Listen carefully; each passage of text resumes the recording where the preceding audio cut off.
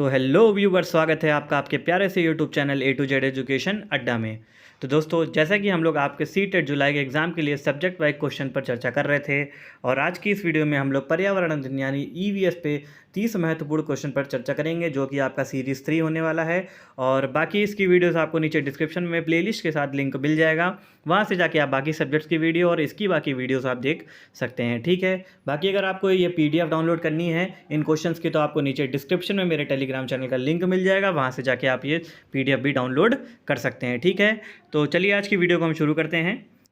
तो पहला क्वेश्चन हम देखें कि पर्यावरण अध्ययन की पाठ्य पुस्तकों में विभिन्न प्रकरणों में एक खंड करके देखो को शामिल किया गया है, जिसका उद्देश्य है, तो जो इसका उद्देश्य है वो आपका ऑप्शन नंबर बी यानी प्रत्यक्ष हस्तपक अनुभव उपलब्ध कराना। ठीक है, ऑप्शन नंबर बी इसका करेक्ट आंसर होगा। नेक्स्ट क्वेश्चन देखते हैं आपका।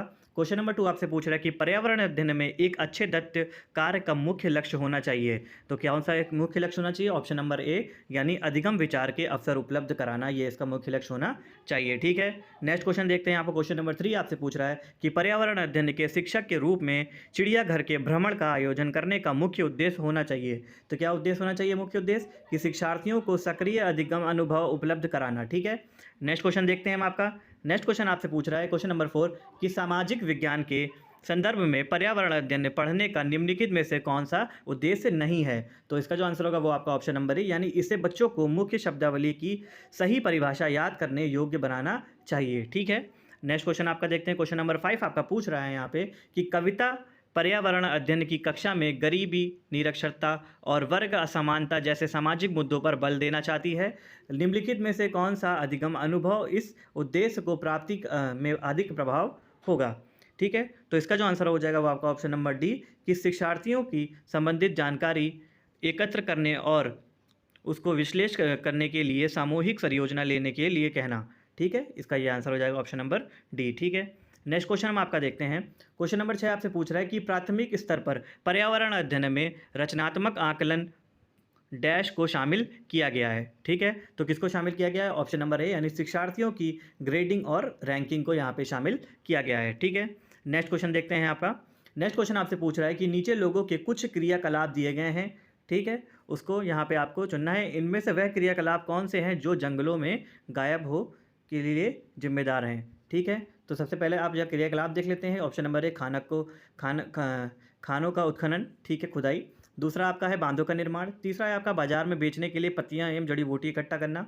चौथा है आपका बांस से टोकरी बनाना, और तीसरा है आपके गिरे हुए पत्तों से पत्तल बनाना। ठीक है, तो इस पर आपको बताना है कि ये कौन से क्रियाकलापों से जंगलों के गायब होने के जिम्मेदार हैं। तो ऑप्शन आपका हो जाएगा, इसका जो आंसर होगा वो आपका हो जाएगा ऑप्शन नंबर सी यानी तथा ए एंड बी ऐसे दो जिम्मेदार हैं जिसकी वजह से यहाँ पे जंगलों को गायब हो जा रहे हैं। ठीक है, नेक्स्ट क्वेश्चन आपका है क्वेश्चन नंबर 8 पूछ रहा है कि कांसे के बारे में सही कथन चुनिए। तो कांसे के बारे में जो आपका सही कथन हो जाएगा वो आपका हो जाएगा ऑप्शन नंबर बी यानी बी और सी आपका सबसे सही कथन है कांसे के लिए। ठीक है, नेक्स्ट क्वेश्चन आपका देखते हैं। नेक्स्ट क्वेश्चन आपसे पूछ रहा है क्वेश्चन नंबर 9 कि गांधीधाम गुजरात को का रहने वाला कोई व्यक्ति पहले भोपाल मध्य प्रदेश और फिर हैदराबाद आंध्र प्रदेश जाना चाहता है, उसके सफ़र यात्रा की दिशाएं क्या होंगी? तो जो उसकी सफ़र यात्रा की दिशाएं होंगी वो आपकी हो जाएगी ऑप्शन नंबर बी यानी पहले पूर्व दिशा में और फिर दक्षिण दिशा में। ठीक है, ये आपकी उसकी दिशा हो जाएगी। नेक्स्ट क्वेश्चन आपसे पूछ रहा है कि किसी शहर के मानचित्र पर यह लिखा था scale 1 centimetre equal to 110 metre, और यदि मानचित्र पर किन्हीं दो स्थानों पर के बीच की दूरी 15 सेंटीमीटर है तो उन दोनों स्थानों के बीच की वास्तविक दूरी कितनी होगी? तो इन दोनों के स्थान की जो वास्तविक दूरी होगी वो आपकी होगी 1.65 किलोमीटर। ठीक है, नेक्स्ट क्वेश्चन आपका देखते हैं। माउंट एवरेस्ट एक भाग है, तो माउंट एवरेस्ट किसका भाग है? माउंट एवरेस्ट आपका नेपाल का भाग माना जाता है। ऑप्शन नंबर डी इसका करेक्ट आंसर होगा। नेक्स्ट क्वेश्चन देखते हैं कि नीचे दिए गए कर्तव्यों उत्तरदायित्वों का अध्ययन कीजिए। ठीक है, तो यहाँ पे माउंटेनियरिंग में ग्रुप लीडर की जिम्मेदारी का उपयुक्त में से कौन सा चुनाव कीजिए।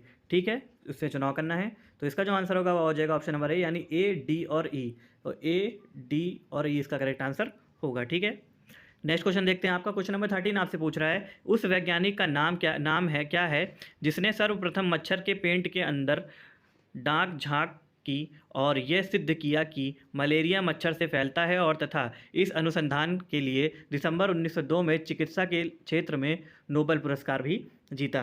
तो इसका जो आंसर हो जाएगा वो आपका हो जाएगा रोनाल्ड रोस। ठीक है, ये थे आपके पहले वैज्ञानिक। ठीक है, नेक्स्ट क्वेश्चन आपका क्वेश्चन नंबर 14 आपसे पूछ रहा है कि रजत ने अपने मित्र से कहा, मैं नहीं खेल सकता क्योंकि मुझे बुखार है। मैं कपकपी, बुखार, सिर दर्द और अंत में पसीना आने के चक्कर से गुजरता हूँ। रक्त की जांच के बाद डॉक्टर ने मुझे एक कड़वी दवाई दी। रजत किस रोग से पीड़ित हो सकता है? तो जो रजत का जो रोग है वो किस रोग से पीड़ित हो सकता है? वो आपका हो सकता है ऑप्शन नंबर ए, यानी मलेरिया से हो सकता है कि वो पीड़ित है। ठीक है। नेक्स्ट क्वेश्चन आपका पूछ रहा है कि अल बरूनी कौन था? ठीक है, तो ऑप्शन नंबर डी इसका करेक्ट आंसर होगा। ऑप्शन नंबर डी आपका देख लीजिए, वह उज़्बेकिस्तान की यात्री था। ठीक है, जिसने एक किताब लिखी थी, हमारे देश के इतिहास के बारे में जानने में सहायक है। ठीक है। उसके बाद आपका नेक्स्ट क्वेश्चन नंबर 16 देखते हैं। क्वेश्चन नंबर 16 आपसे पूछ रहा है कि रात में जागने वाले जानवर हर चीज़ को कैसे देखते हैं? तो ऑप्शन नंबर सी इसका करेक्ट आंसर होगा, केवल काले और सफ़ेद ही देख सकते हैं। ठीक है। नेक्स्ट क्वेश्चन आपका पूछ रहा है कि हाथियों के झुंड के बारे में सही कथनों को चुनिए। तो हाथियों के झुंड के बारे में जो आपका सही कथन होगा वो आपका हो जाएगा ऑप्शन नंबर सी, यानी ए और सी आपका एकदम सही कथन होगा हाथियों के झुंड के लिए। ठीक है। नेक्स्ट क्वेश्चन आपका देखते हैं हम। नेक्स्ट क्वेश्चन आपसे पूछ रहा है कि पंखुड़ियों के अंदर फूल के बीच में कुछ पतली पाउडर जैसी रचनाएं दिखाई देती हैं, जिन्हें कहते हैं। तो जिन्हें हम क्या कहते हैं? ऑप्शन नंबर सी, जिन्हें हम पराग कहते हैं। क्या कहते हैं? पराग कहते हैं। ठीक है। नेक्स्ट क्वेश्चन देखते हैं। आपका क्वेश्चन नंबर 19 आपका बोल रहा है, यदि आप रेलगाड़ी द्वारा अहमदाबाद गुजरात जाएं तो आपको रेलवे स्टेशन पर अधिकतर बेचने वाले, खाने वाले और कौन सी चीज़ें बेचते मिलेंगे? ठीक है। तो अगर आप गुजरात जाएंगे तो आपको सबसे ज़्यादा मिलेंगे आपको ढोकला, चटनी, नींबू वाले चाय। ठीक है, ये चीज़ें आपको वहाँ मिल जाएंगी बिकते हुए। नेक्स्ट क्वेश्चन आप देख सकते हैं। क्वेश्चन नंबर 20 पूछ रहा है कि पक्षी अपनी गर्दन बहुत अधिक हिलाते हैं, इसका कारण क्या है? तो इसका जो कारण है वो आपका ऑप्शन नंबर सी, यानी पक्षियों की आंखों की पुतलियाँ घूम नहीं सकती, इसलिए वह अपनी गर्दन को ज़्यादा से ज़्यादा हिलाते हैं। ठीक है। नेक्स्ट क्वेश्चन आपसे पूछ रहा है कि निदान के पश्चात कोई डॉक्टर रोगी यह कहता है कि उसके खून में हीमोग्लोबिन की कमी है, तो उस रोगी को आयरन की कमी को पूरा करने के लिए क्या क्या खाना चाहिए? तो इसका जो आंसर होगा वो आपका हो जाएगा ऑप्शन नंबर ए, यानी आंवला, हरी पत्तेदार सब्जियां और गुड़, ये सब चीज़ें उसको खानी चाहिए ताकि उसकी आयरन की कमी पूरी हो सके। ठीक है। नेक्स्ट क्वेश्चन आपसे पूछ रहा है कि राष्ट्रीय पाठ्य चर्चा की रूपरेखा 2005 प्राथमिक स्तर पर पर्यावरण अध्ययन शिक्षण का प्रमुख उद्देश्य होना चाहिए। तो उसका मुख्य उद्देश्य होना चाहिए ऑप्शन नंबर डी, कक्षा कक्षीय अधिगम को विद्यालय के बाहर के जीवन से जोड़ना। ठीक है। नेक्स्ट क्वेश्चन आपका देख लेते हैं। क्वेश्चन नंबर 23 आपसे पूछ रहा है कि निम्नलिखित में से कौन सा प्राथमिक स्तर पर पर्यावरण अध्ययन की पाठ्य चर्चा की आवश्यकता के अनुरूप नहीं है? ठीक है, तो ऑप्शन नंबर बी इसका करेक्ट आंसर होगा। उसे काम की दुनिया में प्रवेश के लिए शिक्षार्थियों को ज्ञान एवं कौशल से लैस करना चाहिए। ठीक है। तो नेक्स्ट क्वेश्चन आपसे पूछ रहा है क्वेश्चन नंबर 24 कि एनसीईआरटी के पाठ्य पुस्तकों में पर्यावरण अध्ययन को उच्च प्राथमिकता और स्थान दिया गया है। ठीक है, तो ऑप्शन नंबर सी इसका करेक्ट आंसर होगा कि चिंतन और विषय के रूप में शिक्षार्थियों को अवसर उपलब्ध कराने के लिए इसको मुख्य स्थान दिया गया है। ठीक है। नेक्स्ट क्वेश्चन आपका देखते हैं। क्वेश्चन नंबर 25 आपसे पूछ रहा है कि पर्यावरण अध्ययन को पाठ्य पुस्तकों में कविताओं और कहानियों को शामिल कराने के लिए निम्नलिखित में से कौन सा उद्देश्य नहीं है? ठीक है, तो ऑप्शन नंबर सी इसका करेक्ट आंसर होगा, नित्य और एक रस विषय वस्तु में बदलाव करना। ठीक है, ये इसका मुख्य उद्देश्य नहीं है। ठीक।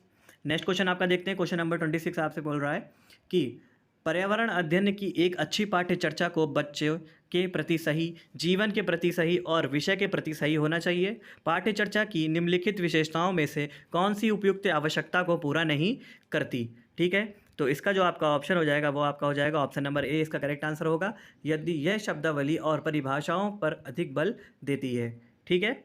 नेक्स्ट क्वेश्चन आपका देखते हैं। क्वेश्चन नंबर 27 आपसे पूछ रहा है कि नलिनी कक्षा तीसरी के शिक्षार्थियों को जानवर हमारे साथी प्रकरण से परिचित कराना चाहती है। प्रकरण को अधिक रोचक तरीके से प्रस्तुत करने के लिए निम्नलिखित में से कौन सी युक्ति सर्वाधिक उपयुक्त होगी? तो ऑप्शन नंबर डी इसका करेक्ट आंसर होगा कि जानवरों तथा उनकी उपयोगिता पर आधारित फिल्म प्रदर्शित करना। ठीक है। नेक्स्ट क्वेश्चन आपका देख लेते हैं। क्वेश्चन नंबर 28 आपसे पूछ रहा है कि कक्षा 5वीं की एनसीईआरटी की पर्यावरण अध्ययन की पाठ्य पुस्तक में प्रत्येक पाठ के अंत में एक खंड को शामिल किया गया है, हम क्या समझे? ठीक है, यह सुझाव दिया गया है कि इस खंड में शामिल प्रश्नों के उत्तर का सही या गलत के रूप में आकलन नहीं किया जाएगा। यह परिवर्तन इसलिए किया गया है क्योंकि यह जानने में शिक्षक की सहायता करता है कि बच्चे कैसे सीख रहे हैं। ठीक है, ऑप्शन नंबर डी इसका करेक्ट आंसर होगा। नेक्स्ट क्वेश्चन देखते हैं आपको। क्वेश्चन नंबर 29 वो आपसे कह रहा है कि प्रयोगशाला खोजना, जांच पड़ताल और प्रश्न पूछना पर्यावरण अध्ययन के सक्रिय अधिगम के अनिवार्य तत्वों का निर्माण करते हैं।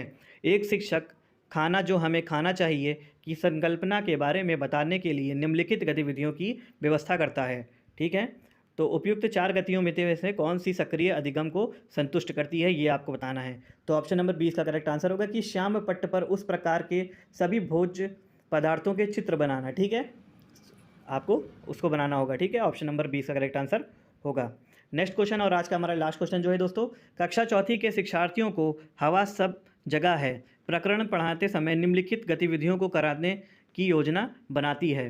ठीक है, तो उपयुक्त प्रस्तावित गतिविधियों में से कौन सी प्रकरण को प्रभावित तरीके से पढ़ाने के लिए सार्थक नहीं है। तो ऑप्शन नंबर 20 का करेक्ट आंसर होगा कि शिक्षार्थियों को क्षेत्र भ्रमण पर ले जाना। ठीक है, ये इसका करेक्ट आंसर होगा। तो ये थे हमारे कुछ आपके EVS यानी पर्यावरण अध्ययन के 30 महत्वपूर्ण प्रश्न। ठीक है, तो उम्मीद करता हूँ वीडियो आपको पसंद आई होगी। वीडियो पसंद आए तो वीडियो को लाइक जरूर करिएगा, चैनल पर चैनल को सब्सक्राइब जरूर करिएगा, बाकी बेल आइकन पर जरूर क्लिक कर लीजिएगा ताकि ऐसी वीडियोस जैसे ही हैं आपको तुरंत से तुरंत मिल सके। ठीक है, अगर आपको कोई भी क्यूरी होती है या कोई भी दिक्कत होती है तो आप मुझे नीचे कमेंट बॉक्स में कमेंट करके पूछ सकते हैं। बाकी आपको PDF में मैंने बता दिया है कि नीचे डिस्क्रिप्शन में टेलीग्राम चैनल का लिंक मिल जाएगा, वहाँ से जाके आप इसकी PDF भी डाउनलोड कर सकते हैं। मिलते हैं नेक्स्ट वीडियो में नए टॉपिक के साथ। जय हिंद, जय भारत।